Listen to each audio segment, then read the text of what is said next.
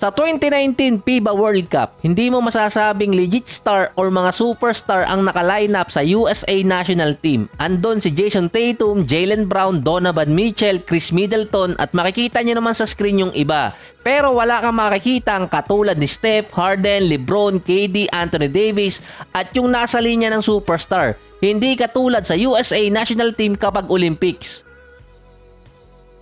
Nung nakaraan 2014 World Cup, ang pinakamagandang run siguro na Pilipinas noon, loaded ng star player yung USA National Team. Si Anthony Davis, Steph, si Pinsan, si Kyrie, Harden, Clay at D. Rose. Marami din bigating names doon.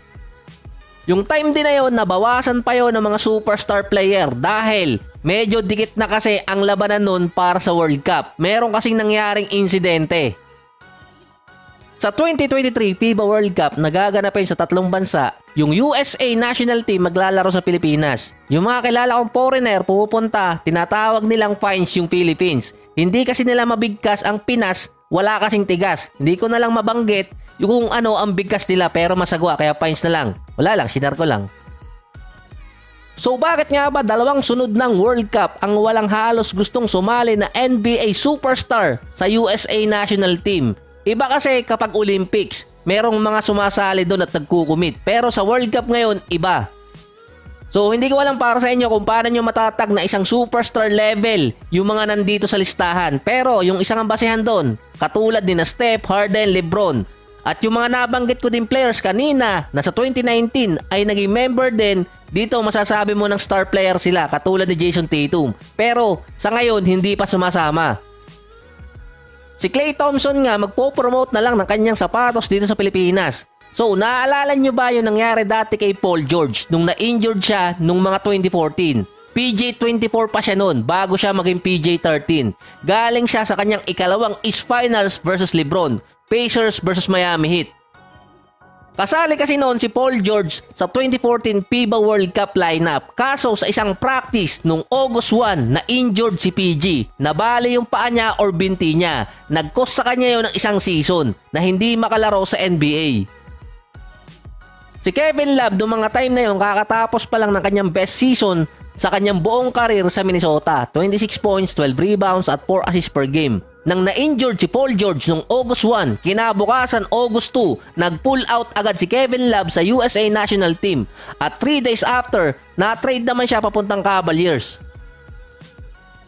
Ang sinabi sa report noon kung bakit umalis si Kevin Love ay dahil ayaw mangyari sa kanya yung nangyaring injury kay Paul George. Kasi noong mga time na yon kapag nangyari sa isang player, talagang tapos yung karir. Pero dito kay PG, nakarecover pa siya.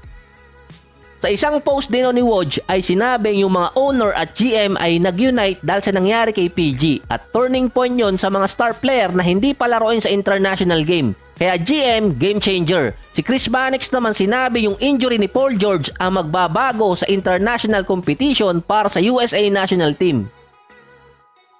Marami mga star player pa ang nag-pull out nun sa USA National Team. Isa pa si Kevin Durant. 7 days after ng injury ni Paul George, hindi siya sumali. Pero naglaro naman si KD sa 2016 Olympics kasama nun si Carmelo. Na makarecover din si PG, naglaro din siya doon. At kasama siya sa nakakuha ng Olympic gold medal. Iba kasi talaga kapag Olympic gold medalist ka. Sinasama kasi sa discussion. Kahit si Draymond Green, sinabi yun nung manalo sila noong 2020 Olympic. So sa malamang alam nyo na kung bakit nag-pull out si Rui Hachimura. Mas focus kasi ng NBA teams yung mga players nila lalo na kung bibigyan ng malaking kontrata. Matapos ang 5 taon, hindi nagsasalita kasi noon ang mga players about sa international competition kung bakit sila nagpo-pull out. Pero mostly FIBA World Cup yun. Sinasabi kasi nilang meron silang injury or kaya paghahandaan yung susunod na season. Pero may rules kasi noon ng FIBA at ang NBA. Ang rule kasi na yun ay about sa mga players or star player na pwedeng i-pull out ng kanilang mga team. Hindi kasi magiging maganda na nakasetup na yung team tapos mag-aalisan yung mga superstar. Ang sagot kasi ni Mr. President CJ McCollum noong 2019, bakit hindi sumasali yung ibang star player ay di umano. Ang pinaka main reason doon, injury. Ang isa pang sinabi ni Mr. President, kung hindi rin naman competitive ang roster na ilalagay, hindi rin maganda na sumali at mangyari yung katulad ng kay Paul George. Sa isang article pa nga ay sinasabi dong mas mahirap manalo sa FIBA World Cup dati kumpara sa ngayon na binago ang format. Kahit sa Olympics, sinabing mas mahirap pa rin yung World Cup. Yung ibang nation kasi target ang World Cup at yung Olympics, particular sa Europe.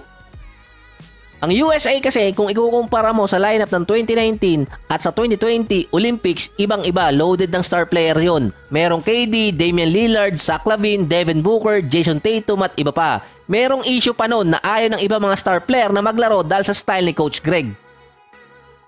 So yan ang dahilan kung bakit yung iba mga star player hindi sumasali sa FIBA World Cup dahil nga takot din na ma-injured. Mas mahirap kasi ngayon kasi konting injury lang talagang malaking bagay na sa value ng isang player.